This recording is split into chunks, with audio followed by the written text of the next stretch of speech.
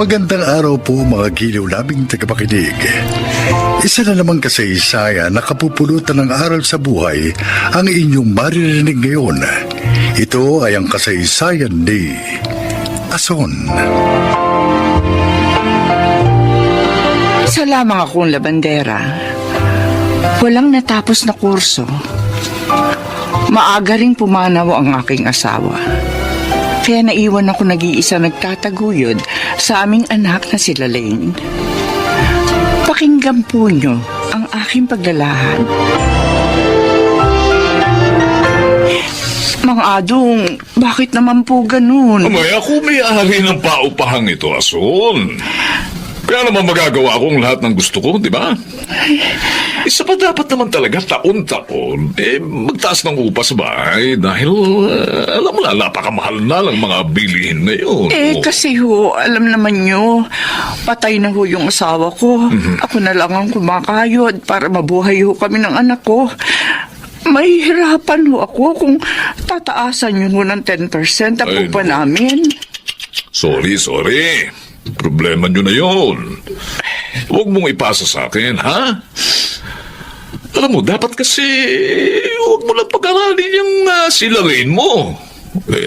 Total, hindi mo naman ata kaya Mga Adong naman.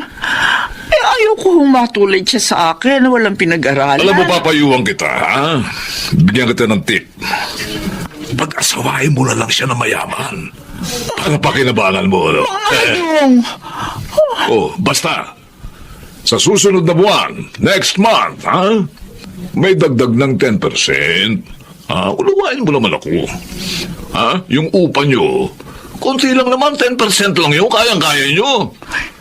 Ngayon, kung hindi mo kaya, lumayas na lang kayo rito ba? Marami kukuha nito. Yung kayang magbayad.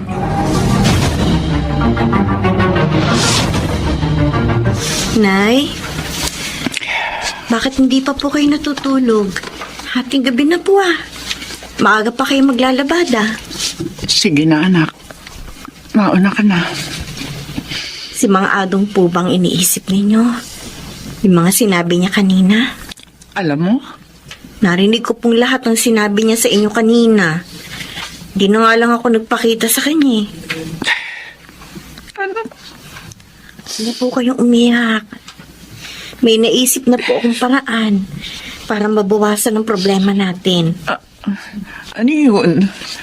Nangangailangan po ng tindera sa kantin ng university namin.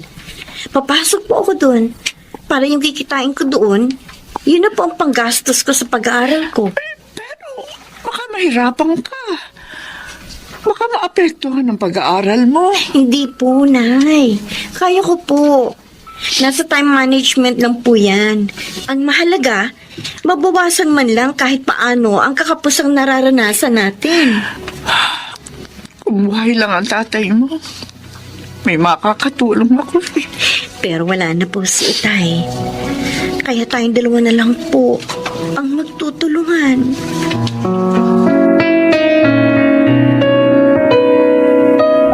Jimbo, bakit mo ko dinala dito? Ang tanga mo naman pala, Jessica. Alam namang maglalaro lang tayo dito. Maawa ka sa akin. Huwag mong ituloy ang iniisip mo. Ang tagal kong hinintay ang pagkakataong to, Jessica. Na madadala kita dito sa bakating bahay namin. At sa wakas, nangyari din. Palayain mo na ako. Pakiusap. Hindi kita isusumbong sa mga pulis. Ano ko, tanga? Nasa akin ang pagkakataon para maging akin ka. Pakakawalan ko pa ba? Jimbo! Ha? Natural, hindi mo. Bitiwan mo ako! Ayoko! Huwag ka nang magpumigil. Wala ka naman magagawa Sabi ng bitiwan mo ako! Kinambot mo ako sa mukha. Ito ba? Walang niya ako. Para mo ng awa. Tanggapin mo nang hindi kita mahal.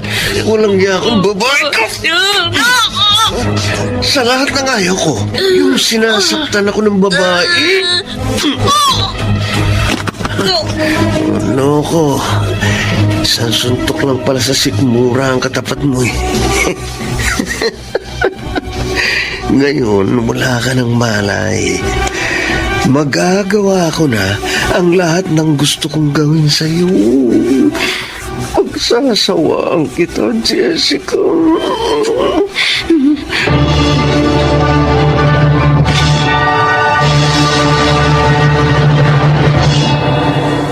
Tinawagan ko ng lahat ng mga kaibigan at kaklase ninyo.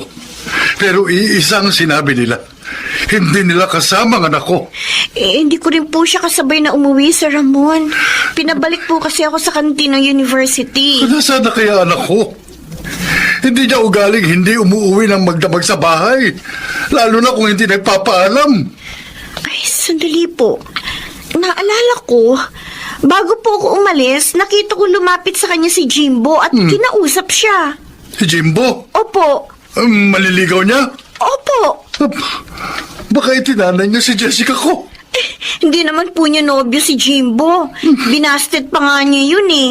Dahil mayabang. Kung ganun, nasaan na ang anak ko? Nasaan na si Jessica? Ano na nangyari sa kanya?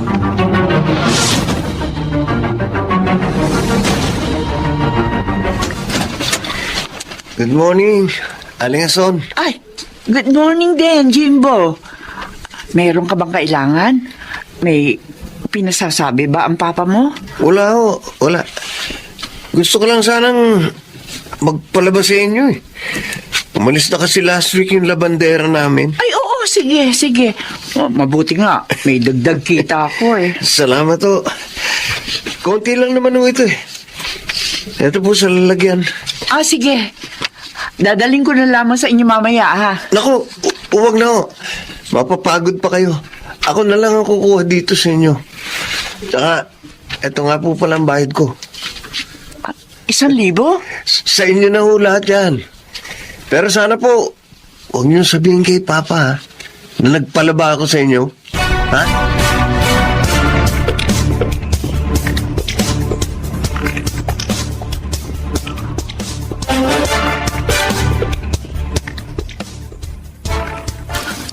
Magtataka talaga si Jimbo. Parang bigla siyang bumait kaninang dumating dito. Binigyan pa ako ng malaking bahid sa pinalalaban niya sa akin. At ayaw din niya sabihin ko kay Mang Adong na nagpalaba siya sa akin. Bakit kaya? Tsaka, napansin ko rin, meron siya mga kalmot sa mukha. Bakit ganun? Sinong gumawa nun? Nay, narito na po ako. Narito ako sa kusina, Lalaine. Opo. Sorry po, natagalan ako. Maglalaban na po ba kayo? Oh, bakit ka nga pala natagalan? Dumaan po ako kina Jessica eh. Tumawag yung daddy ng best friend ko. Pinapunta po ako sa kanila. Daddy ni Jessica? Opo. O, bakit ka pinupunta ron? Kasi Nay, nawawala po si Jessica. Ano? Kukwento ko na lang po sa inyo ang lahat habang naglalaba. Naitahin na po. O, sige, mabuti pa nga. Basta anak, Po. unahin natin laban itong damit ni Jimbo. Dinala niya kanina rito. O, eto sa lagayan, o. Nagpunta dito si Jimbo? Oo. Nagtataka nga ako eh.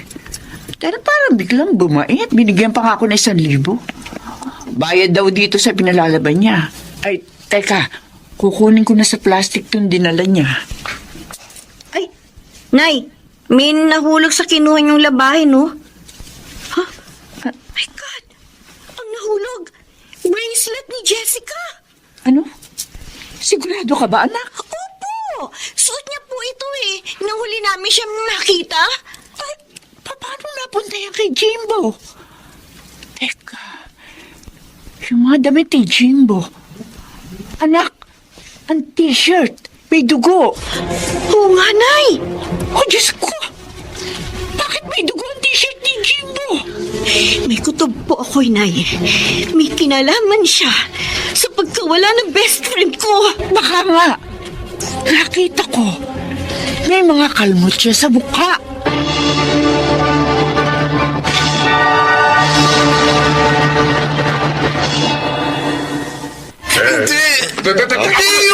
Hindi ako sasama sa inyo! Ano kailangan nyo sa anak ko? Bakit siya inuuli? May reklamo sa inyong anak, mister. Ano? Kaya iniimbitahan namin siya sa presinto. Anong? Nakuha ko sa damit niya ang bracelet ng dalagang nawawala at natagpo ang patay sa bakanting bahay niyo. Ano? Pa, Jimbo? patulungan. Totoo ba ito? Tulungan niyo ako pa. Ah. Huwag niyo silang payagang isama ako. Ayoko makulong. Jimbo, totoo ba ang sinasabi nila? Papa, Sumama ka na lang ng maayos para hindi na tayo magkagulo pa dito. Mamang Pulis, Oh. sandali lang. Baka pwede nating pag-usapan ito. Mabait naman itong anak ko Oh, eh. sige, sir. Pero doon tayo mag-uusap sa presinto namin.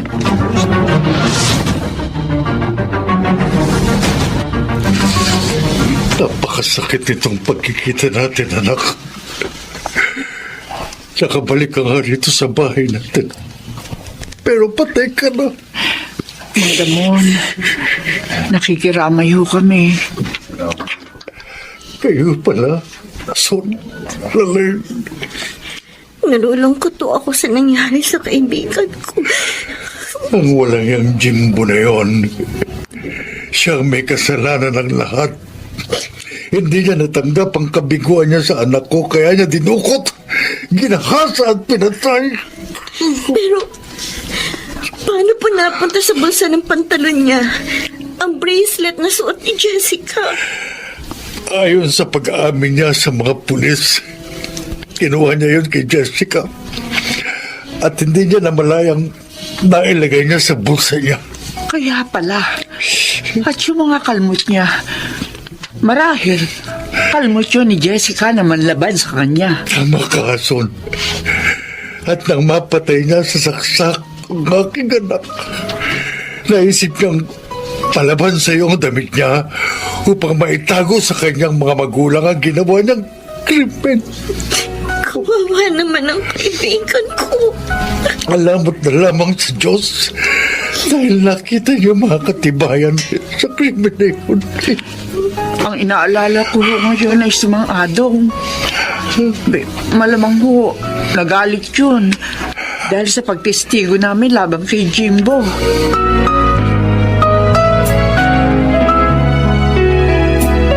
Lumayas kayo sa bahay ko! Ngayon din! Hindi ko kailangan ng upa ninyo! Huwag naman ho. Maluwag! Wala ho kaming ibang malilipatan. Paalisin niyo agad kami. Wala rin ho kaming Wala akong pakialam! Basta naman gusto ko lumayas kayo rito. Ngayon din! Mga walang utang na loob kayo! Nakatira na nga kayo rito. Ipinahamak niyo pa ang anak ko! Oh. Nay, umalis na lang po tayo dito para wala nang gulo. Galit.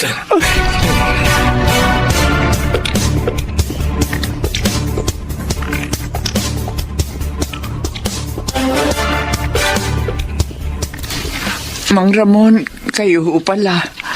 Nalaman ko ang ginawa sa inyo ni Adong. Galit na galit ho siya. Kaya umalis na lang kami.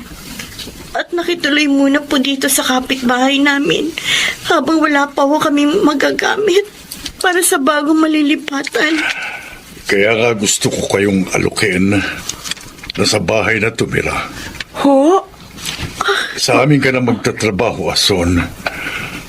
At kami na ng aking asawa ang magpapaaral kay Lalaine.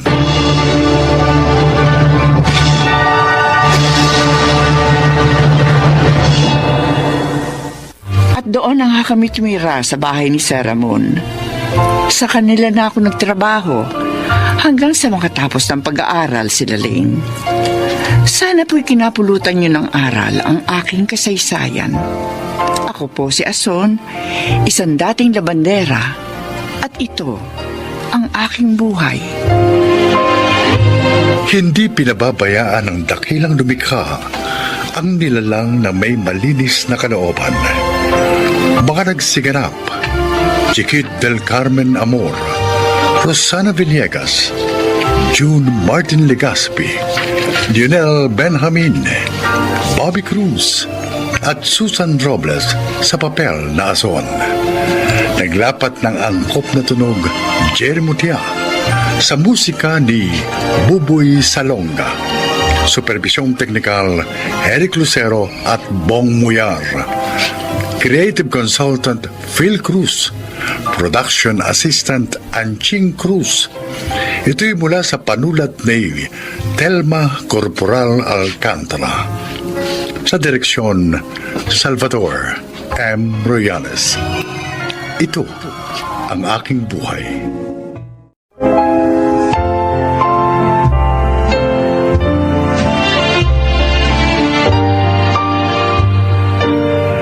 Mga kaibigan, sa araw na ito ay isang nilalang ang magbabahagi sa atin ng kanyang kasaysayan na kapupulutan ng aral sa buhay. Siya po ay si Norman. Ako po'y naninirahan dito sa Cavite. Isa po akong pianista. Bago mag-pandemic, tumutugtog ako sa ilang malalaking restaurant. Pakinggan po ninyo ang aking kasaysayan. Congratulations, Norman. Puring-puri ka na naman ang mga customer natin kanina. Napakahusay mo raw tumugtog. Plakado, sabi nila. Salamat po, ma'am. Talaga pong pinagbubuti ko po ang pagdugtog para masiyahan po ang lahat ng kumakain dito sa restaurant nyo. Kaya naman naisip ko, gawin ng everyday yung pagtugtog mo rito. Talaga po, ma'am Binita? Oo. At dahil doon, may increase din ang iyong sahod.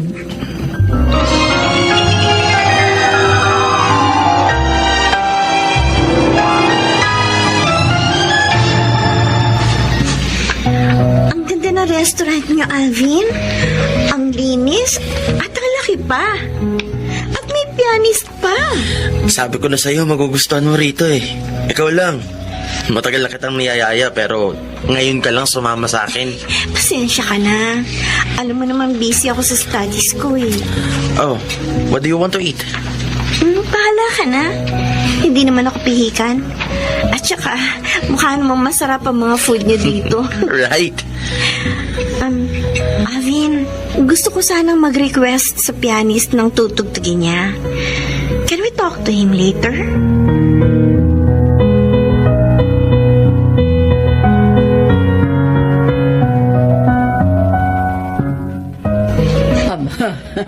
Mukhang nawili sa restaurant natin na ang nililigawan mo, anak. Nakailang request na siya sa pianista natin na si Norman. Actually, ma'am, gusto ko ang pagkawili ni Sheila sa place natin. She said she'll bring there her family and friends. Oh, very good. Isa lang ang ayoko. Ano naman yon? Yung pagkatuwa niya sa pianista natin na si Norman. Oh, Alvin.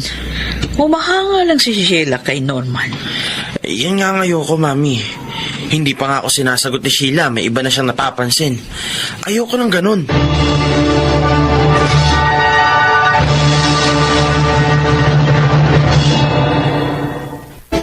Anong sabi mo, anak?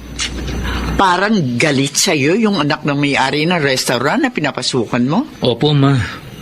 Hindi ko naman po alam kung bakit. Wala naman ako masamang ginagawa sa kanya. Baka naman nagsaselo sa'yo. Dahil sa pagiging magiliw sa'yo ng kanyang girlfriend. Hindi ko po alam kung girlfriend nga niya si Sheila o nanliligaw pa lang siya. Pero close nga po siya sa akin. Oh, malamang na selos nga ang dahilan nun.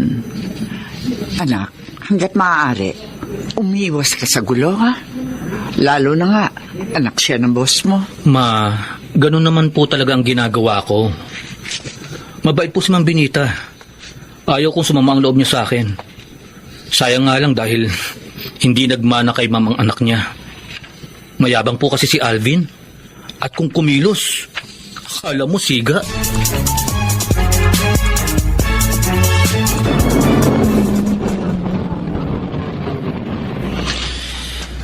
Narito na tayo sa inyo, Sheila. Salamat ulit, Alvin, ha? Alika, tumuli ka muna. Okay.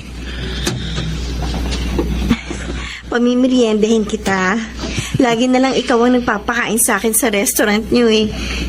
Hi, Sheila. Tama-tama pala ang dating ko. Narito ka na.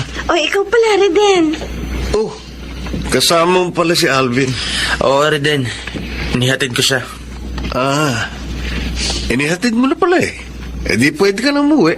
Narito na siya eh. Ano? Ano ka ba, Reden? Bakit mo ginaganyan ang bisita ko? Bisita mo rin ako, Sheila. At siya, kanina mo pa kasama. Kaya ayos lang kung umuwi na siya. Ako ang magsasabi kung uuwi siya. At hindi ko siya pinauuwi. Ngayon, baka naman isipin mo masama ang ugali ko. Kung gusto mo, kayong dalawa nga asikasuhin ko. Narinig mo ang sinabi niya, Reden? Hindi na. Huwag na. Gusto ko ako lang. Babalik na lang ako sa ibang araw. Salamat sa'yo, Iha. Palagi ka nagdadala ng mga customer dito sa amin. Dahil po yun sa maganda ninyong place, ma'am. Good service pa. At masarap ang pagkain. At may mahusay pang pianista. Salamat, Sheila. Minsan nga imbitahin kita sa amin para tumugtog. And then, ako ang kakanta. Ano nga palang order mo, Iha? Yun na rin pong favorite ko, ma'am. Okay. Oh, dyan ka muna, ha? Apo. At ipapaasikaso ko. Thank you po. Sheila, babalik na ako sa pwesto ko. Wait lang, Norman. Ito yung request ko. Sinulat ko para hindi mo malimutan. Okay. Sige, maiwan na kita. Wait. Iniiwasan mo ba ako? Kasi pag kinakausap kita, lagi kang nagmamadaling umalis. Iniiwasan ko lang na magalit ang boyfriend mo. Ay, hindi ko pa boyfriend si Alvin. Pero, aaminin ko, may feelings din ako sa kanya. Pinag-aaralan ko nga lang kung dapat ko na siyang sagutin. Pero kung magsiselo siya sa'yo, maiinis ako sa kanya. Sheila, Look, Norman, I really admire you.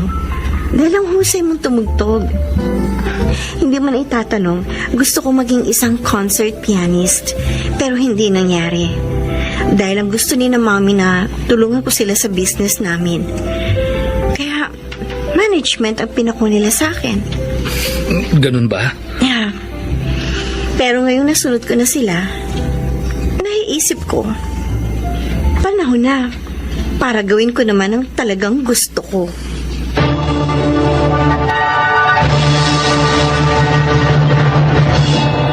Salamat, Sheila! Ang saya-saya ko! After a year, sinagot mo rin ako. Dahil nakita ko namang matyaga ka at talagang mahal mo ko. Medyo nag-aalala nga lang ako nitong mga nakaraang buwan na baka hindi mo ako tanggapin. Bakit naman? Dahil sa pianist sa restaurant namin. At talaga nga pala nagsiselos ka sa kanya, ha? Okay, ikukwento ko sa'yo kung bakit magaan ang loob ko kay Norman. Makinig ka.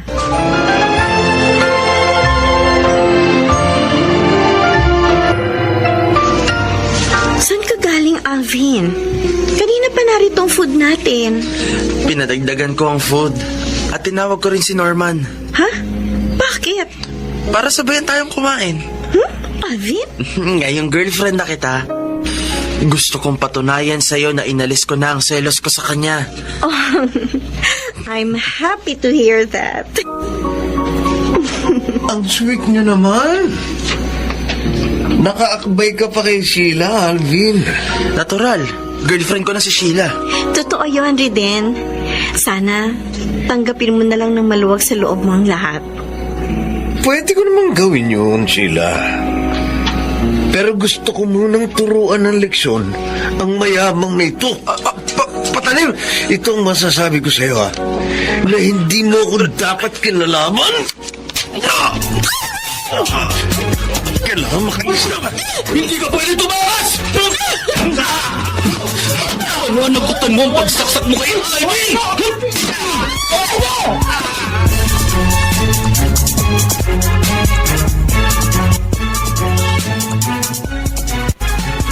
Anak?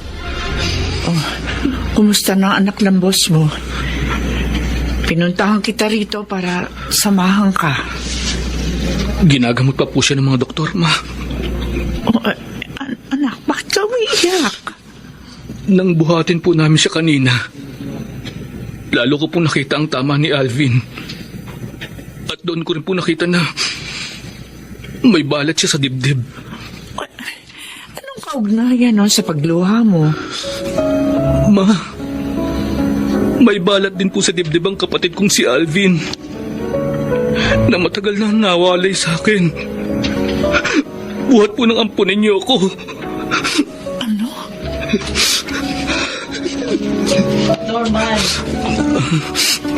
Norman, sabi ng doktor, kailangan daw ng dugo ni Alvin. Pero naubusan sila ng type O dito ngayon. Benita? Edna, ikaw nga.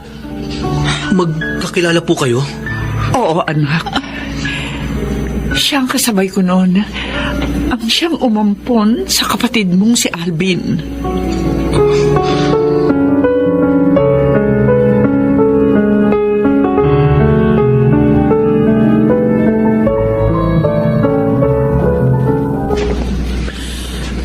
Sabi niyo, Mami, ngayon nang labas ko dito sa ospital. Oo, Iho. Nakapag-file na nga rin ako ng reklamo laban kay Reden. Salamat po. Sa dami ng ebidensya natin, kahit na may pera pa siya, siguradong makukulong siya. Talagang gusto ko pong managot siya. Inilagay niya sa panganib ang buhay ko.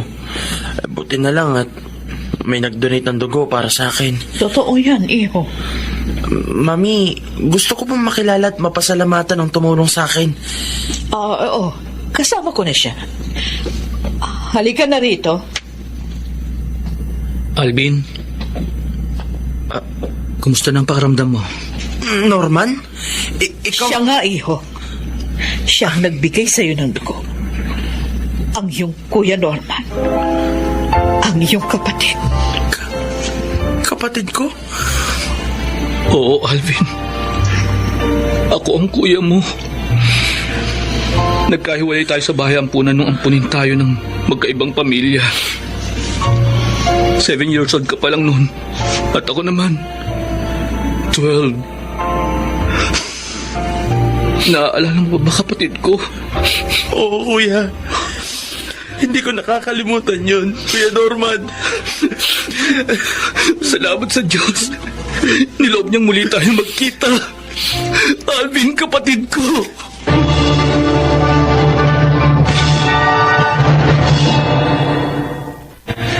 Napakasaya namin ni Alvin ng mga sandaling yon. Nagkalayo man kami noon, muli naman kami nagkasama dahil sa aking trabaho. Sana po ay inyong naibigan at kinapulutan ng aral ang aking inilahad. Ako po si Norman, isang pianista. At ito ang aking buhay. Mga bituin ng radyo na nagsiganap. Susan Robles, Angelo Alcantara, Rosana Villegas, Chiquit del Carmen Amor, Lionel Benjamin at Alan Ortega. Naglapat ng angkop na tunog Jerry Mutia. Sa musika ni Buboy Salonga. Supervisyong teknikal ni Eric Lucero at Bong Muyar. Creative consultant Phil Cruz. Katulong sa produksyon Anching Cruz. Sumulat ng ating kasaysayan Telma Corporal Alcantara. Sa direksyon Salvador M. Royales. Ito ang aking buhay.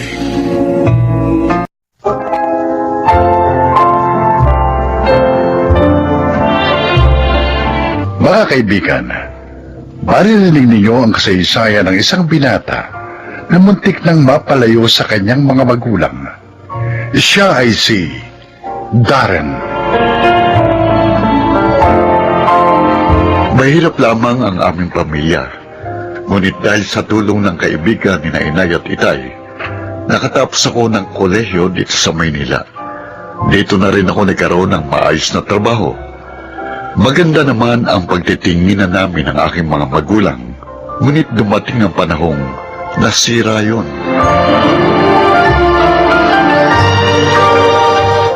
At tinanggap na pala nitong dalaga ko ang pag-ibig mo, Darren. Opo, Ma'am Cora. Kaya po sinabi ko kay Femi na ipaalam na po namin ito sa inyo. Natutuwa ako at nagpapasalamat at ginawa mo ito. Ibig lang sabihin, ginagalang at nirerespeto mo ko. Sabi ko naman po sa inyo, Mama, mabait po si Darren. Naniniwala na ako sa iyo, Femi. Ang gusto ko lang sana, Darren, Oh, ay igalang mo ang aking anak. Huwag kayong lumagpas sa inyong limitasyon. Lalo na nga, hindi pa kayo kasal. makakaasa po kayo, Ma'am Cora. Salamat. Mukhang isa ka nga mabuting anak.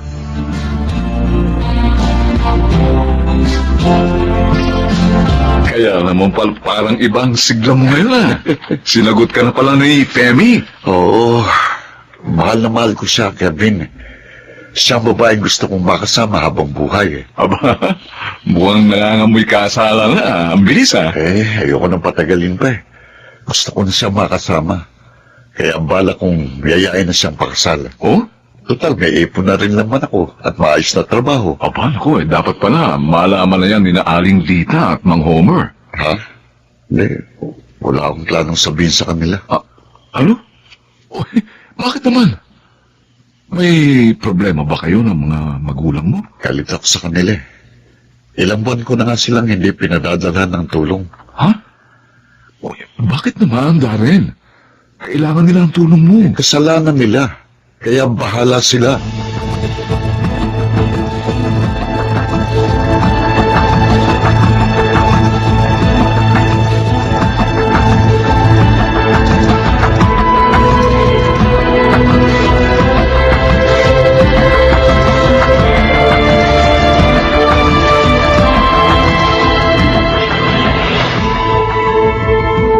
Salamat naman, Kevin, at pinasyalan mo kami. Holiday po kasi ngayon. At natapat pang weekend bukas, kaya umuwi ako. Dinalaw ko po si Lenay. Kaya eto, kumasyal na rin po ako dito sa inyo. Mabuti ka pa. Naaalala mo ang mga magulang mo. Kailan ko lang ho nalaman na nagkaroon pala kayo ng alitan ni Darren, Mang Homer. Aling Lita. Ay, paano? Hindi niya matanggap ang aming panig, ang aming paliwanag. Kaya pinagsalitaan niya kami ng masakit. At hindi na siya umuwi dito. Nalungkot nga po ako sa ginawa niya pinayuhan ko po siya na mali ang ginawa niya. Matigas ang ulo Ayaw makinig. Pati nga po sina inay at inay. Nadismaya rin kay Darren. Sabi na kaming makita siya. Ay, wala naman kami magagawa. Ay, galit siya. Ayaw niyang makipagkita sa amin. Alam niyo na ho ba na may nobya na po siya? At nagbabalak ng pakasal?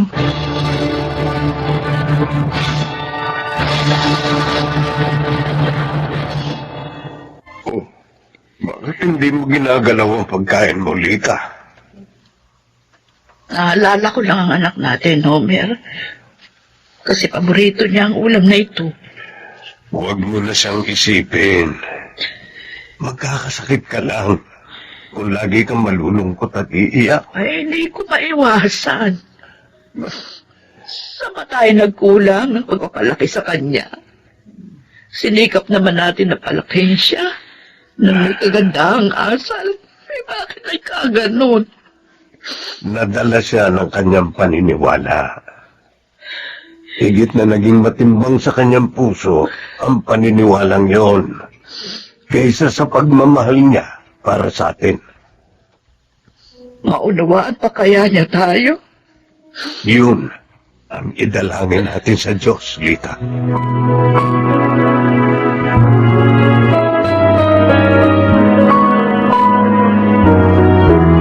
Oo, Darren. Payag ako. Salamat, Femi. Hindi mo pagsisiyan ang pagpayag mong pakasal sa akin. Sabihin na natin ito kay Mama. Yung talagang gagawin natin. Darren, Oh, sana ipakilala mo na rin ako sa parents mo. ha? Ayaan mo. Gagawin ko.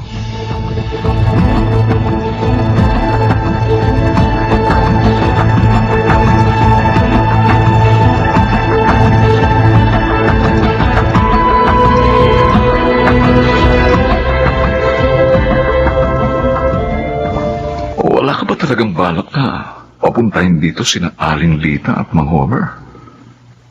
Ay, paano sila makikilala nila Femi? Magdadahilan na lang ako para hindi na nila hanapin pa si Inay. Ayoko talaga silang ipakilala kina Femi dahil baka tulad ko, magalit din sila kina Inay. Bakit mo naman nasabi yan? Dahil ang alam ko, pareho lang kami ng pinaniniwalaan. Dahil lang doon, tuluyan mong itatakwil ang parents mo. Kevin, kasalanan sa Diyos ang gagawin mo. Alalahanin mo, sa kanila mo utang ang iyong buhay. Kasalanan nila kaya ako nagalit sa kanila. Ayaw nila makinig sa akin. Saradong isip nila. Pare, huwag ka magagalit, ha? Baka naman ikaw ang saradong isip. Kevin, Kasi hinahatulan mo na agad ang taong tumulong sa'yo. Ganoong wala pa namang hatol sa kanya ang batas.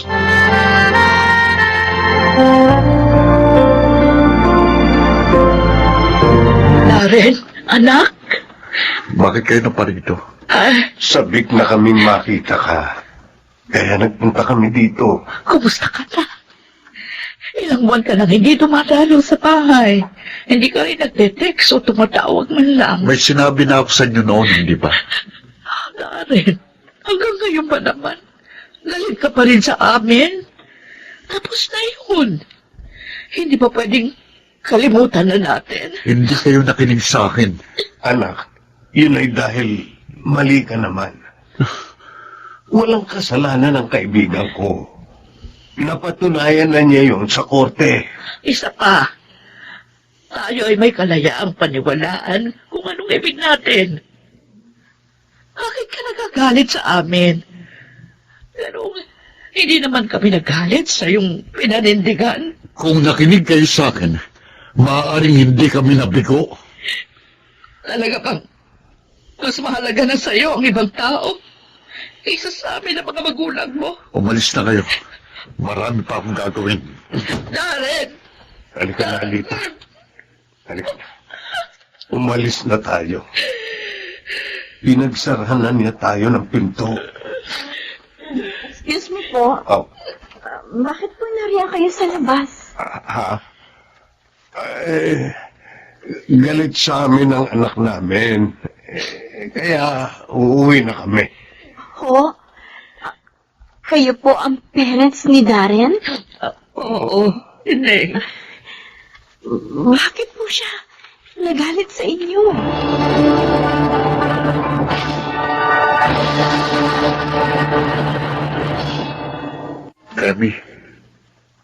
Kami na pa ako dito sa inyo. Pero kanina ka pa walang tibo. Sumaba pakiramdam mo? Hindi. Nalulungkot lang ako. At nadidismaya. Bakit? At kanino ka nandidismaya? Sa'yo. Sa akin? Teka, hindi ka na maintindihan. Nagpunta ako sa tinutuluyan mo kahapon. Dadalan sana kita ng baked macaroni. At naabutan kong lumuluha sa labas ng bahay mo ang mga magulang mo. Ha? At sa pagtatanong ko sa kanila, nalaman ko ang lahat. Karen, bakit mo ginawa sa kanila yun? Femi, umanig na inay sa mali. Sa vice mayor namin. Kahit na nga alam ng lahat na may dinispal kong pera yun. Ang sabi ng mga magulang mo, napawalang sala na ang vice mayor ninyo. Bakit galit ka pa rin? O baka naman, dahil hindi kayo pareho ng sinuportahan. Nabigong sinuportahan ko dahil sa kanila. My God, Darren. Sinisisi mo sila dahil doon? Bakit? 2 points lang ba ang laman ang sinuportahan nila sa kandidato mo? Bakit ka ba nagagalit sa akin? Pareho lang naman ang partidong sinuportahan natin. Oo, totoo. Pero open-minded kami ni Mama. Hindi namin sisirain ang pakikitungo namin sa aming pamilya, kamag-anak at kaibigan dahil lang sa sinuportahan namin. Hindi niya kami alipin. Sana naman ganun ka rin. Hindi naman natin utang sa mga politiko ang ating buhay, kundi sa ating mga magulang.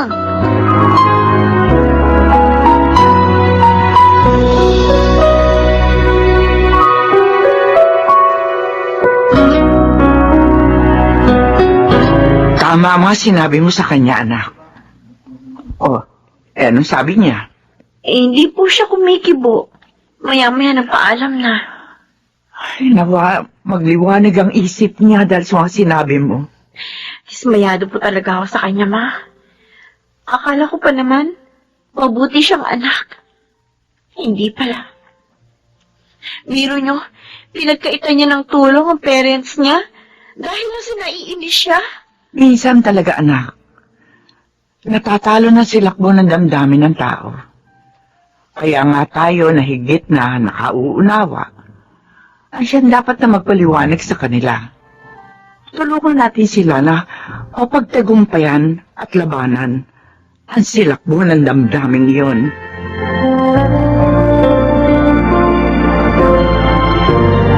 Lita, nalulungkot ka na naman.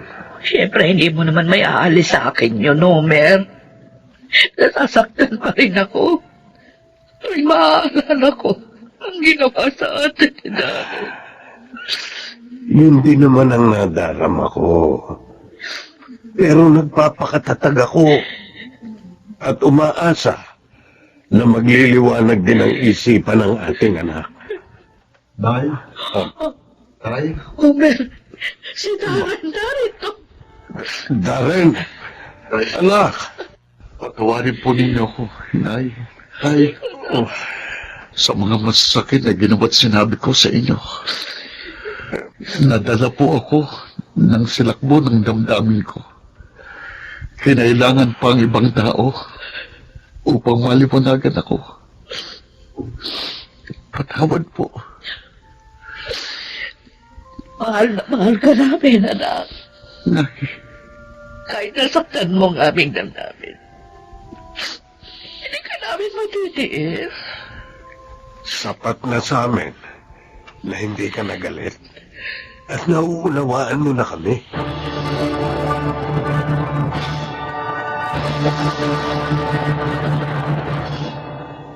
muli ako nakadama ng saya sa aking damdamin nang magkayos kami ng aking mga magulang. Nagkasundo rin naman kami ni Femi at ngayon ay kasal na kami. Bago ako matapos ng paglalahad, gusto ko lang tawagan ang mga nakikinig. Sana mahalin natin ang ating pamilya, lalo ng ating mga magulang, higit sa sino pa man. Ako po si Darren, ito ang aking buhay. Kung magiging mahinahon lamang ang mga mamamayan, mababawasan ang mga kaguluhan at hindi mababahira ng kalungkutan ang nadaramang kaligayahan.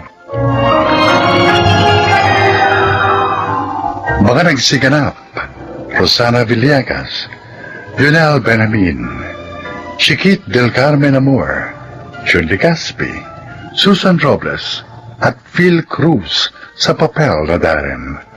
Naglapat ng angkop na tunog Jerry Mutia, sa musika Buboy Salonga, sa perbisyong teknikal Eric Lucero at Bong Villar. Creative Consultant Phil Cruz, Production Assistant Anching Cruz. Ito'y mula sa panulat ni Selma Corporal Alcantara. Sa direksyon June Martin Legaspi at Maynard Landicho Jr. Ito ang aking buhay.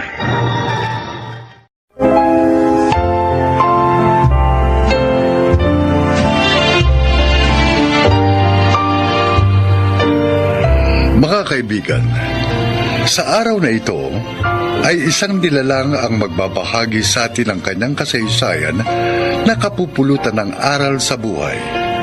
Siya po ay si Norman. Ako po'y naninirahan dito sa Cavite. Isa po akong pianista. Bago mag-pandemic, tumutugtog ako sa ilang malalaking restaurant. Pakinggan po ninyo ang aking kasaysayan. Congratulations, Norman. Puring-puri ka na naman ang mga customer natin kanina. Napakahusay mo rin tumugtog. Plakado, sabi nila. Salamat po, ma'am. Talaga pong pinagbubuti ko po ang pagtugtog. Para masiyahan po ang lahat ng kumakain dito sa restaurant nyo. Kaya naman naisip ko, gawin ng everyday yung pagtugtog mo rito. Talaga po, Ma'am Benita? Oo. At dahil doon, may increase din ang iyong sahod.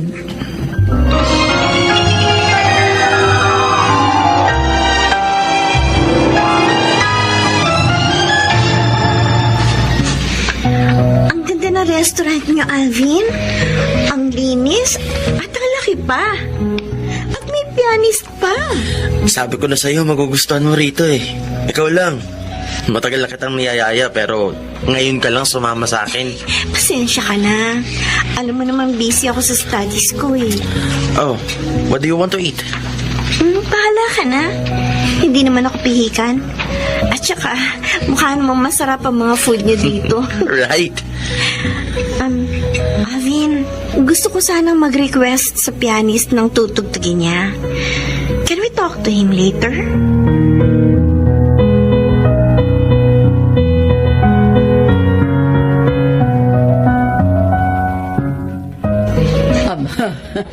Mukhang nawili sa restaurant natin na ang nililigawan mo, anak. Nakailang request na siya sa pianista natin na si Norman. Actually, ma'am, gusto ko ang pagkawili ni Sheila sa place natin. She said she'll bring there her family and friends. Oh, very good. Isa lang ang ayoko. Ano naman yon? Yung pagkatuwa niya sa pianista natin na si Norman. Oh, Alvin. Humahanga lang si Sheila kay Norman. Yan nga ang ayoko, mami. Hindi pa nga ako sinasagot ni Sheila. May iba na siyang napapansin. Ayoko ng ganun.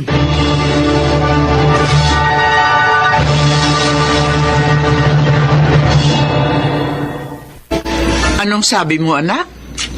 Parang galit sa'yo yung anak ng may-ari ng restaurant na pinapasukan mo? Opo, Ma. Hindi ko naman po alam kung bakit. Wala naman ako masamang ginagawa sa kanya. Baka naman nagsaselo sa'yo. Dahil sa pagiging magiliw sa'yo ng kanyang girlfriend. Hindi ko po alam kung girlfriend nga niya si Sheila o nanliligaw pa lang siya. Pero, close nga po siya sa akin. Oh, malamang na selos nga ang dahilan nun. Anak, hanggat maaari, umiwas ka sa gulo, ha? Lalo na nga, anak siya ng boss mo. Ma, ganun naman po talaga ang ginagawa ko. Mabait po si Ma'am Benita. Ayaw kong sumama ang loob niya sa akin. Sayang nga lang dahil hindi nagmana kay Ma'am ang anak niya. Mayabang po kasi si Alvin. At kung kumilos, akala mo siga.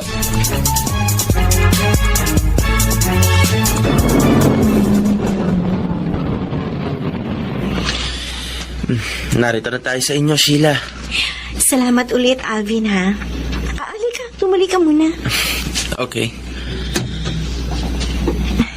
Pamimeriendahin kita. Lagi na lang ikaw ang nagpapakain sa akin sa restaurant niyo eh. Hi, Sheila. Tama-tama pala ang dating ko. Narito ka na. O, ikaw pala, Reden. Oh, kasama mo pala si Alvin. Oo, Reden. Inihatid ko siya. Inihatid mo na pala eh. Eh di pwede ka na umuwi. Narito na siya eh. Ano? Ano ka ba, Reden? Bakit mo ginaganyan ang bisita ko? Bisita mo rin ako, Sheila. At siya, kanina mo pa kasama. Kaya ayos lang kung umuwi na siya. Ako ang magsasabi kung uuwi siya. At hindi ko siya pinauuwi. Ngayon, baka naman isipin mo masama ang ugali ko. Kung gusto mo, kayong dalawa nga asikasuhin ko. Narinig mo ang sinabi niya, Reden? Hindi na. Huwag na. Gusto ko ako lang. Babalik na lang ako sa ibang araw. Salamat sa'yo, Iha. Palagi ka nagdadala ng mga customer dito sa amin. Dahil po yun sa maganda ninyong place, ma'am. Good service pa.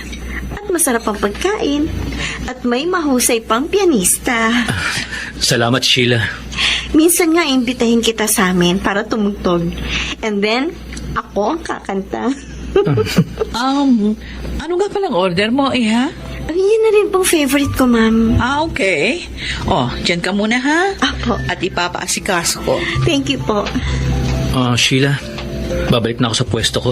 Wait lang, Norman. Ito yung request ko. Sinulat ko para hindi mo malimutan. Okay. Sige, maiwan na kita. Wait. Iniiwasan mo ba ako? Kasi pag kinakausap kita, lagi kang nagmamadaling umalis. Iniiwasan ko lang na magalit ang boyfriend mo. Ay, hindi ko pa boyfriend si Alvin. Pero, aaminin ko, may feelings din ako sa kanya. Pinag-aaralan ko nga lang kung dapat ko na siyang sagutin. Pero kung magsiselo siya sa'yo, maiinis ako sa kanya. Sheila, Look, Norman, I really admire you. Dahil ang husay mong tumugtog. Hindi man itatanong, gusto ko maging isang concert pianist. Pero hindi nangyari. Dahil ang gusto ni na mami na tulungan ko sila sa business namin. Kaya, management ang pinako nila sa akin. ganun ba? Yeah. Pero ngayong nasunod ko na sila, naiisip ko, panahon na para gawin ko naman ang talagang gusto ko.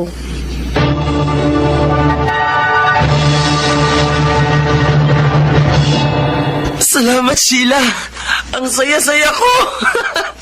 After a year, sinagot mo rin ako.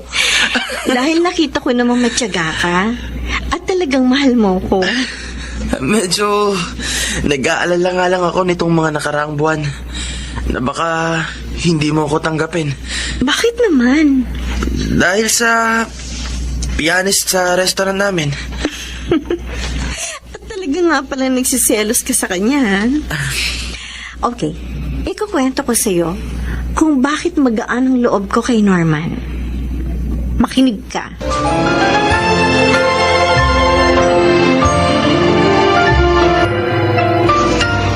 Saan ka galing, Alvin?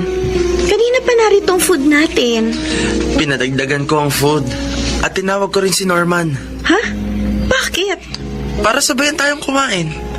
Alvin?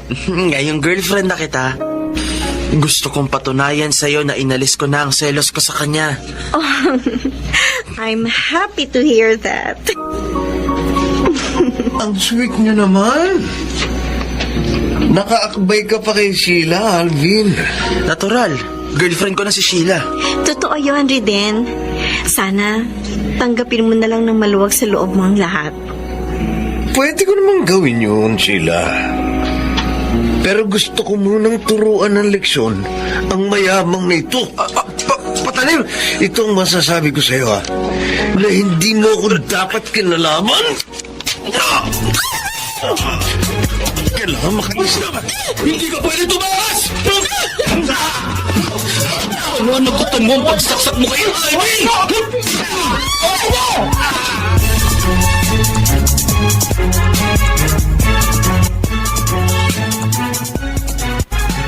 Anak, kumusta na ang anak ng boss mo? Pinuntahan kita rito para samahan ka. Ginagamot pa po siya ng mga doktor, ma. Anak, bakit ka umiiyak? Nang buhatin po namin siya kanina, lalo ko po nakita ang tama ni Alvin. At doon ko rin po nakita na may balat siya sa dibdib. Anong kaugnayan nun sa pagluha mo? Ma, may balat din po sa dibdib ang kapatid kong si Alvin na matagal na nawalay sa akin.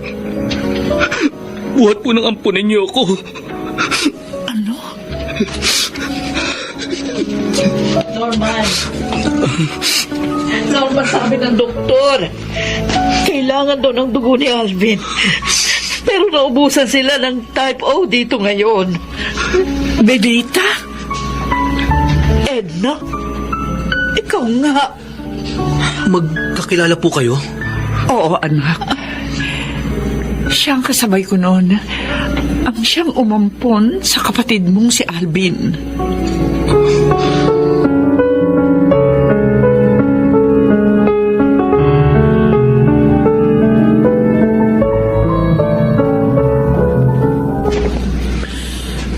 Sabi niyo, Mami, ngayon nang labas ko dito sa ospital. Oo, Iho. Nakapag-file na nga rin ako ng reklamo laban kay Reden. Salamat po. Sa dami ng ebidensya natin, kahit na may pera pa siya, siguradong makukulong siya. Talagang gusto ko pong managot siya. Inilagay niya sa panganib ang buhay ko. Buti na lang at may nag-donate ng dugo para sa akin. Totoo yan, iho. Mami, gusto ko pong makilala at mapasalamatan ang tumulong sa akin. Oo, kasama ko na siya. Halika na rito. Alvin, kumusta ng pakiramdam mo? Norman? Ikaw... Siya nga, iho. Siya ang nagbigay sa'yo ng dugo. Ang iyong Kuya Norman. Ang iyong kapatid. Kapatid ko? Oo, Alvin. Ako ang kuya mo. Nagkahiwalay tayo sa bahay ampunan nung ampunin tayo ng magkaibang pamilya. 7 years old ka pa lang noon. At ako naman, 12. Naaalala mo ba kapatid ko? Oo, kuya. Hindi ko nakakalimutan yun, Kuya Norman. Salamat sa Diyos. Niloob niyang muli tayo magkita. Alvin, kapatid ko.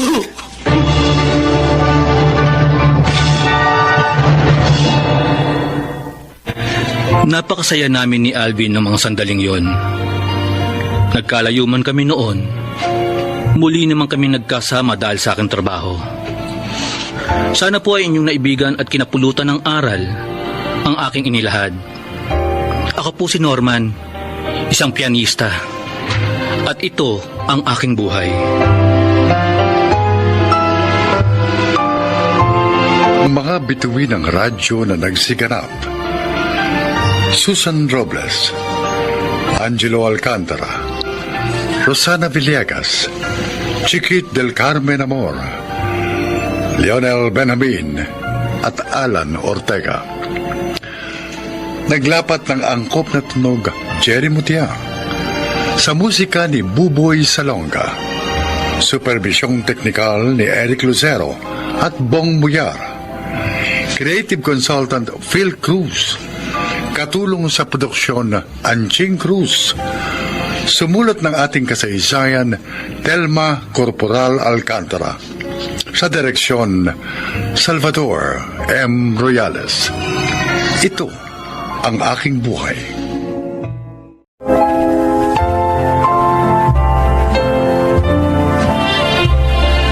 Magandang araw po mga kaibigan.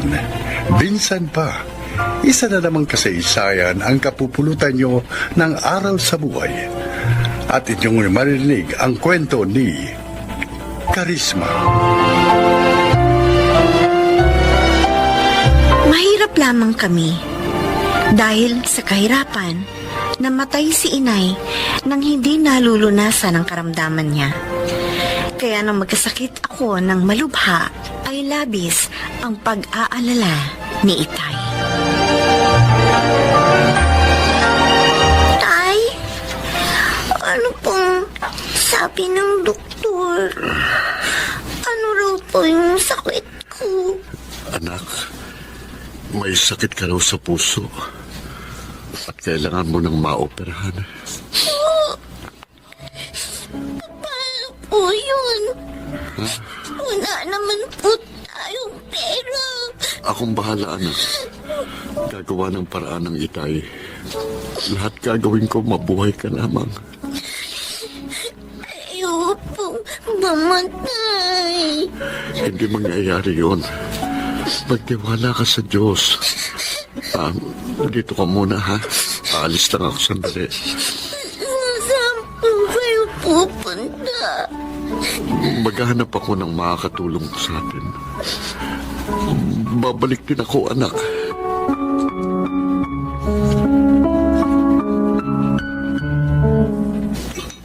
Oh. Dalia, mukhang nagmamadali kang kumain. May lakad ka ba? Yun talaga ang sasabihin ko sa iyo, Claro. Oh. Gusto ko sanang puntahan yung anak ni Norman sa ospital. Nadala na naman pala sa ospital si Karisme. Oo. Naawa nga ako kay Norman eh. Wala pang 1 taon nang mamatay ang asawa. Ang anak naman na may sakit ngayon. O di sige, bahala ka. Puntahan natin, ha? Sasamahan mo ko? Oo naman. Dalawa tayong tutulong sa mag-ama. Salamat, ha. Napakagaan kasi ng loob ko kay Karisma, eh. Pag may sakit siya, parang nalulungkot din ako. Tawag ko ba kung bakit ganun? Alam ko kung bakit. Dahil wala tayong anak. Ay, pasensya ka na. Sa loob ng 20 taon, hindi tayo nabiyayaan ng anak. Totoo, nalulungkot ako. Pero hindi ko naman pinagsisisihan ang pagpapakasal sa'yo. Responsable kang asawa at napakabait, Claro. Sandali. May tumatawag sa cellphone ko. Sasagutin ko lang. Hello? Sino po si Nat? Oo, opo. Ito nga po. Istasyon ng pulis? Bakit ho? Anong... Si Normal nakakulong? Okay. Opo. Sige, ngayon din. Pupunta kami dyan. Claro, anong sabi ng kausap mo? Si Norman? Nakakulong? Opo. Belia, siya muna ang puntahan natin, ha? Bago si Karisma.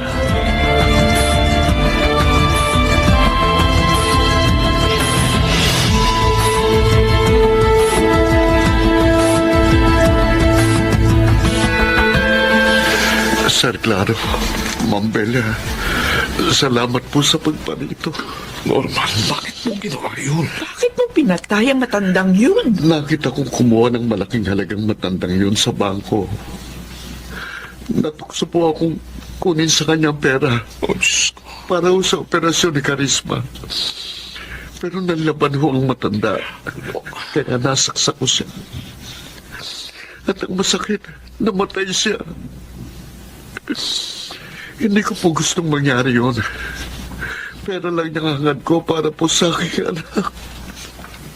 Pero lalong malaking problema ito. Oo nga. Makukulong ka ng matagal. Parang awa niyo na po. Tulungan niyo ang aking anak. May sakit siya sa puso at kailangan maoperahan. Ano? Sa puso? Ang sakit ni Karisma? Opo, tulad din ng kanyang ina. Sir, ma'am, ayokong mamatay ang anak ko. Tulungan niyo siya para niyo ng awa. Kahit huwag na po ako, siya na lang po.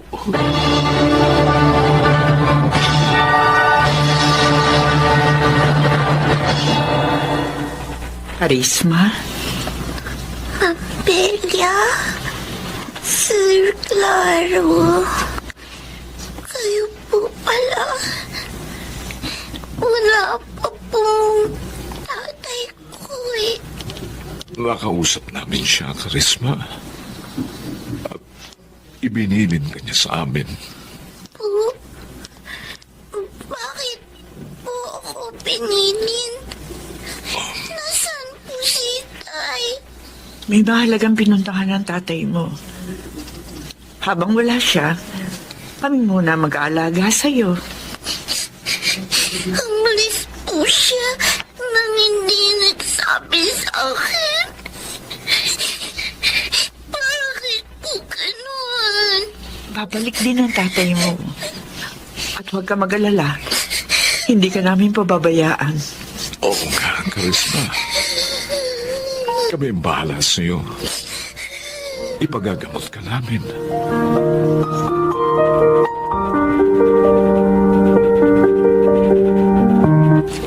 Aampunin niyo yung bata? Oo, Linda. Kawawa naman eh. At saka isa pa, wala naman kaming anak ni Claro.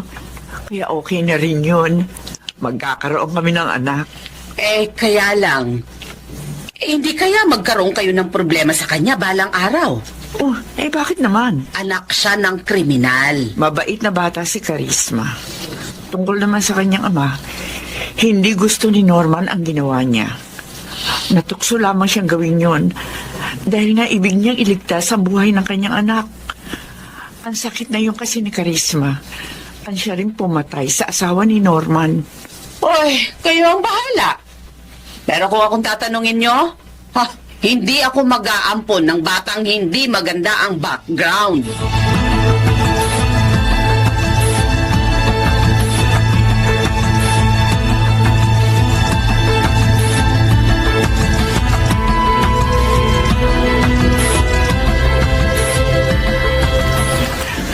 Masaya kami at magaling ka na ngayon, Karisma. Oo nga.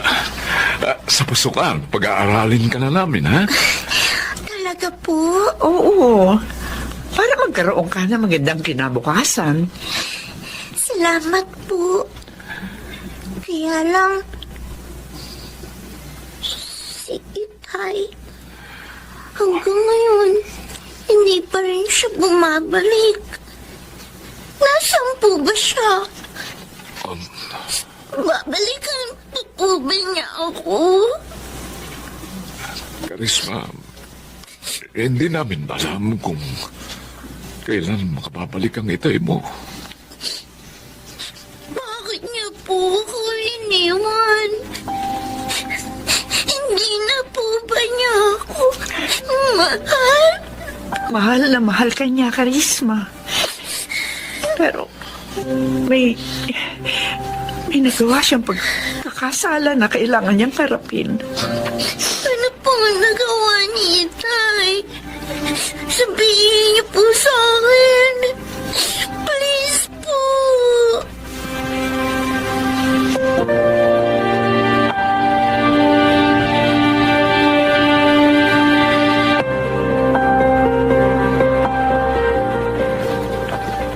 Norman, may kasama akong dumalaw sa iyo. Ma'am Belia. Itay? Itay ko. Ma'am Belia. Hindi nyo na sana sa isinama pa dito. Awang-awa na kami sa kanya.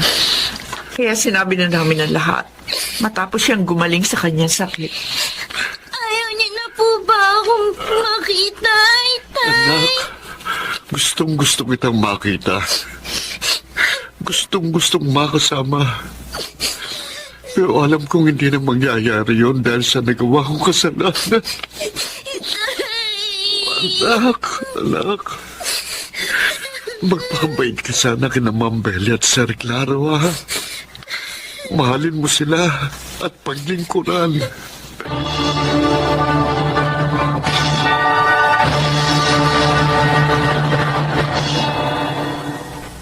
Ay, ibig mong sabihin, nanalo na naman sa kasong hawak niya si Karisma. Oo, Linda. Ay, kagaling talagang abogado ng ampon niyo, ano? Tunay na anak ang turing namin sa kanya, Linda. Ay, pasensya na. Pero natutuwa ako dahil pawang kaligayahan ang idinudulot sa inyo ni Karisma. Eh, ang tatay niya, kumusta naman? Patuloy silang nagkikita.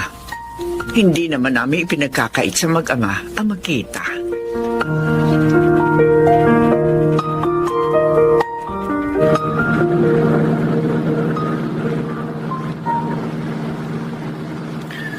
May gusto ka pa bang puntahan natin, Karisma?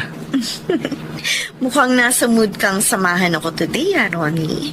Last week, hindi kita nasamahan sa makalakad mo. Kaya gusto ko naman makabawi today. Nag-aalala nga ako eh. Bakit naman? Baka sinamahan ka ng ibang maniligaw mo. Wala, no? Ikaw ang boyfriend ko. Kaya bakit ako magpapasama sa kanila? Ay, gusto ko sanang dumaan sa correctional. Ha? May bago akong kliyente dun eh. Okay. Alam mo, nagtataka lang ako. Bakit sobra-sobra ang pagtulong mo sa mga bilanggo? Naaawa ako sa kanila.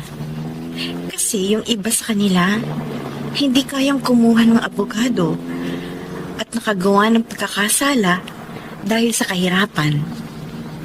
Tulad ng tatay ko. Ano? Bilanggo ang tatay mo? Oo, Ronnie. Nakapatay siya at nakulong nang dahil sa akin.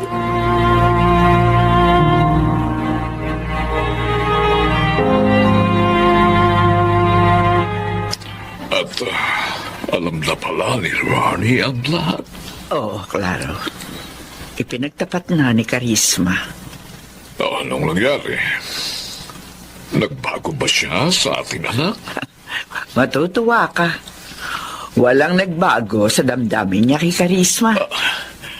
Ay, salamat naman. Nagpapatunay lamang yun na isang mabuting lalaki ang kanyang natagpuan, ano? Maiba ko. Sasabihin na ba natin kay Karisma ang mangyayari sa makalawa? Ay, huwag na. Sorpresahin na lang natin siya. Total, yun din naman ang nais ni Norman.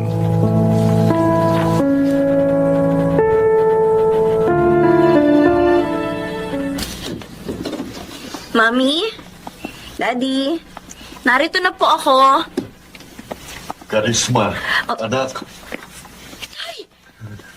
Narito kayo!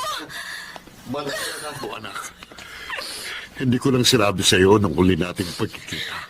Dahil gusto kong sorpresahin ka. Oh, anak. Sa wakas, makakasama ko na muli ang aking ama.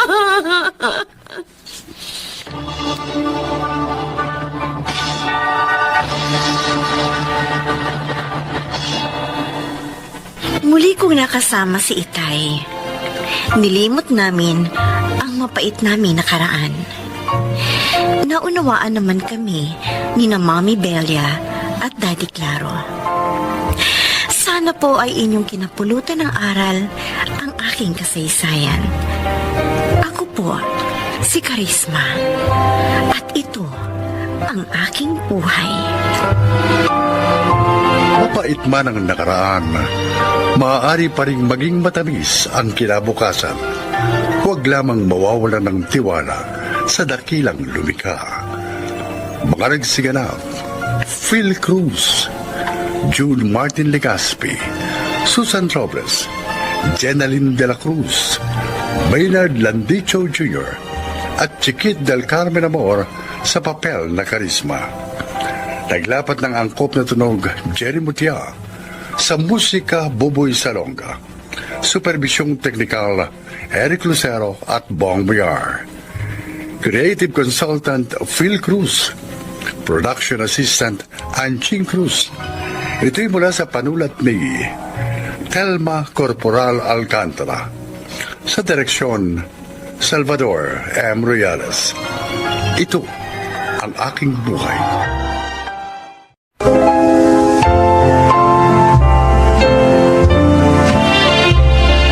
Mga kaibigan, isa na namang kwento ang kapupulutan ng aral sa buhay ang inyong maririnig. Ito ay ang kasaysayan ni Dondi. DJ ako sa isang radio station sa aming probinsya. Mahirap lang kami. Kaya naman talagang tuwang-tuwa si Itay nang mapasok ako sa trabaho nito. Pakinggan po ninyo ang aking paglalahab.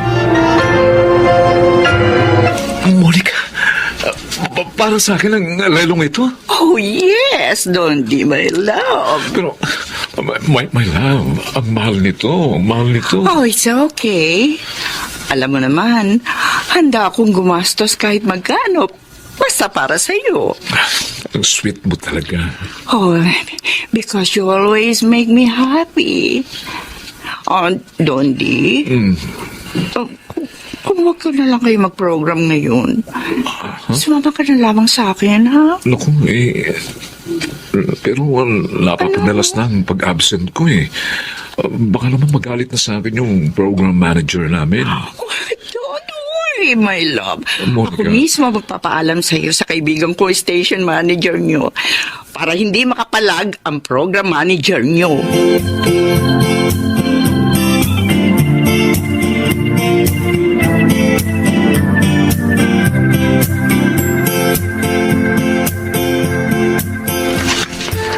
Hating gabi ka nang umuwi, anak. Nakita ko nihatid ka ni Monica. Opo, Itay. Sinundo niya ako sa station. Siya rin bang nagbigay sa iyo ng mamahaling relong yan? Opo. Anak, Mali ang ginagawa mo eh. Huh? Dalawang babaeng niloloko mo. Si Emmy na matagal mo ng nobya at si Monica. Ginagawa mo siyang sugar mommy. Tay, hindi ko naman po sinadya ito eh. Nagkagusto siya sa akin. At ginagastusan ako. O kasalanan ko ba yun? Hindi naman, Kasalanan di ba? mo pa rin, anak. Kasalanan mo pa rin. Dahil sinasamantala mong pagkahibang na sa'yo. Putulin mo ng relasyon nyo. Habang hindi ka pa napapahamak.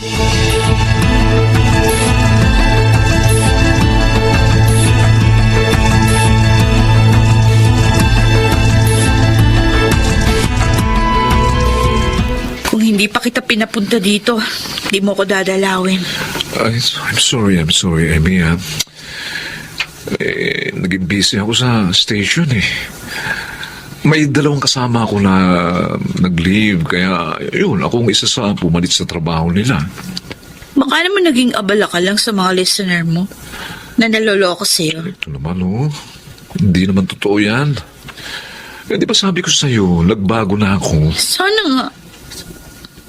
Sana nga, Donti. Totoo. Kasi honest naman ako sa'yo eh. Mula nung maging tayo.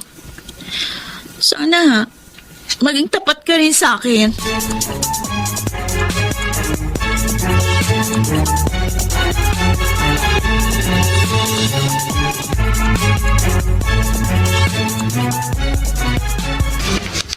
Nandi, Uy, may bisita ko doon. Nandun sa lobby. gano'n?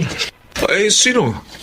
Ay, Jack, hindi si Monica yun dahil pag nagpupunta rito yun, hindi naghihintay yun sa lobby. Isa sa marami mong tagahanga, pare. Listener mo. Nympha ang pangalan. Uy, Nympha. Ganda ng pangalan, ha? Maganda rin siya, tol. Oh, Bilib talaga ako sa iyo. Iba talaga pag gwapo na, may maganda pang boses. ikaw talaga panayang puri mo sa akin, ha? Parang hindi ka gwapo, ha? Okay, sige, mamaya. Libre kita sa merienda, pre. Ayos yun. Pero dapat ngayon, puntahan mo na yung magandang chick na naghihintay sa iyo.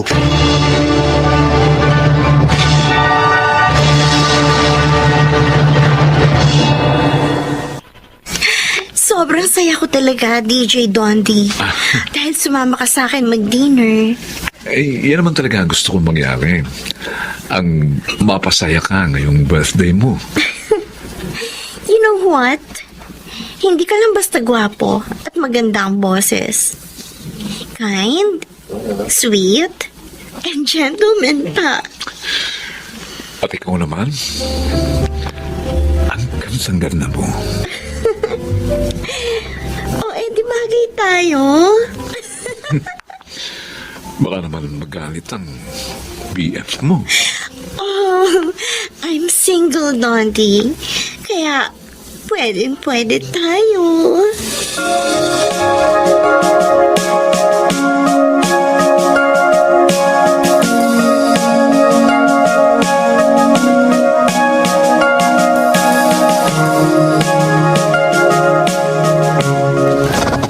Honey, I have to go now. Ha? Ano ba yan? Oh, Bilis naman ng oras. Oo nga eh. Kasar. Di ba pwede naman tayong magkita ulit next time, ha? Dondi, honey. Ano kaya kung magsama na tayo? Ano? O bakit? Ayaw mo? Hindi naman. Naisip ko lang kasi, baka magalit ang mga anak mo. Okay, ma, you don't have to worry. May sariling buhay na sila sa States. Hindi nila tayo pakikialaman. Oh no, bahay ka na. Teka. Bakit bigla mo namang naisip yan? Ayoko na magkahiwalay tayo, Dondi. Tsaka isa pa nagsiselos ako sa mga babae nagkakagusto sa'yo. Kaya para hindi ka na nila makuha sa akin, naisip ko yun. O ano, papayag ka na.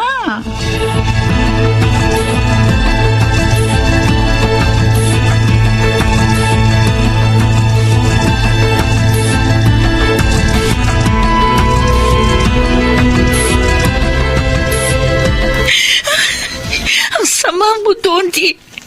Niloko mo na naman ako. May kinakasama ka na palang mayamang matanda. Kung hindi pa kita sinubaybayan, hindi ko malalaman ang mga kalokohan mo. At may karelasyon ka pang isang mas bata sa'yo. Sinaktan mo na naman ang damdamin ko. At 3 pa kaming niloloko mo ngayon. Sayang lang. Sayang lang ang pagmamahal at pagkakataong binigay ko sa'yo, Dondi. Hindi ko na makakaya to. Ayoko na.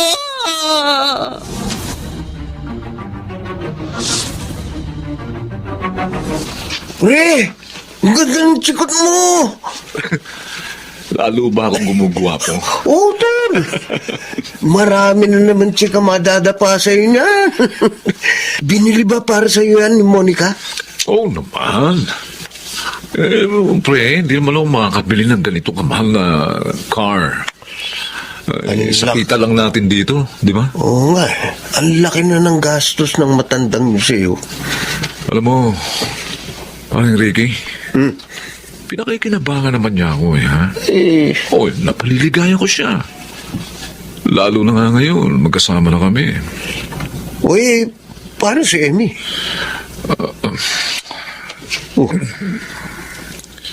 Biglang ganyan ang reaction mo. Nakipag-break na siya sa akin eh. Nabisto niya ang tungkol kina Nympha at Monica. Ganun ba? Pare, matanong nga kita. Sino ba sa 3 ang mahal mo? Si Monica, si Nympha o si Emmy? Siyempre, si Emmy, pare. Siya ang long-time girlfriend ko. Sina Nympha at Monica, pastime lang ang mga yon. Mahirap yan, pre. Hindi lang 2 ilog ang pinamamangkaan mo eh.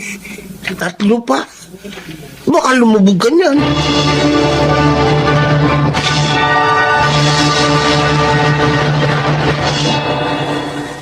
Hindi ka makapagkakaila, Dondi. Ilang beses ko na kayo nakita ng nimpang yon. Ano? At sinusubaybayan mo pala ako? May karapatan akong gawin yon. Nagsasama tayo. Monica, si Nympha. Isa lang siya sa mga tagapakinig ko. Kaya pinagbibigyan ko. Kaya niyayakap mo, hinahalikan mo. Monica! Hindi ako tanga. Minahal kita, ginastusan. Tapos ganito pa gagawin mo sa akin. Sinusumbatan mo ba ako? Dahil lahat binigay ko sa'yo. Maging maligaya ka lang. O bakit? Pinakikinabangan mo na naman ako, di ba? Dahil ikaw na rin ang nagsabi. Napaliligaya kita. Kaya amaros lang tayo. Yaka. Sinampal mo ko?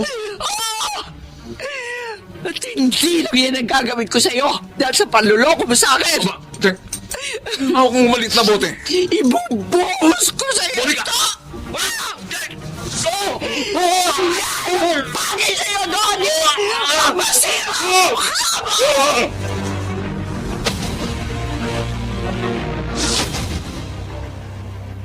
Bakit mo naman ginawa yun sa anak ko, Monica?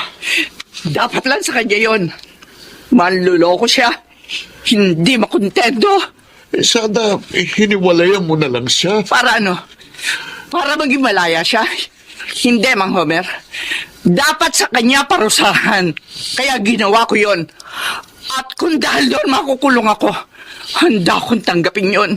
Mabawasan lang ang matulad niya dito sa mundo.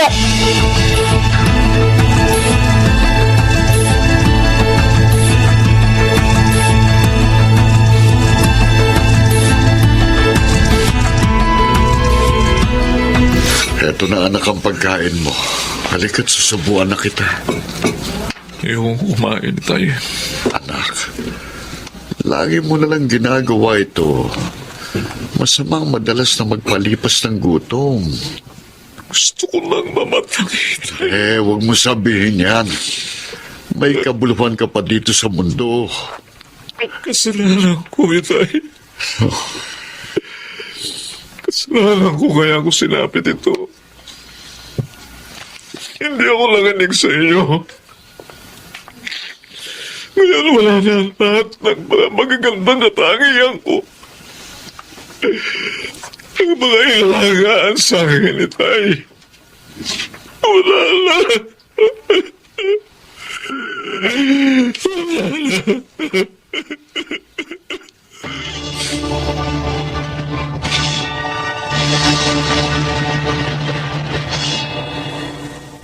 Napakasakit ng ibinunga sa akin ang pangyayaring yun. Nasira na ang mukha ko. Nabulag pa ako at nawala ng trabaho. Ngayon ay narito ko. Tinutulungan ni Itay para muling makapagsimula at matanggap ang aking kapansanan. Ako po si Dondi at ito ang aking buhay. Hindi dapat na gamitin ang magagandang katangian para sa pang-aabuso at panlalamang upang huwag masira ang magandang sinimulan. Mga nagsiganap: Phil Cruz, Lionel Benamin, Susan Robles, Rosana Villegas, Chiquit del Carmen Amor at June Martin Legaspi sa papel na Dondi. Naglapat ng angkop na tunog Jerry Mutia, sa musika Buboy Salonga, superbisyong teknikal Eric Lucero at Bong Muyar. Ito'y mula sa panulat ni Telma Corporal Alcantara, sa direksyon Salvador M. Reales. Ito ang aking buhay.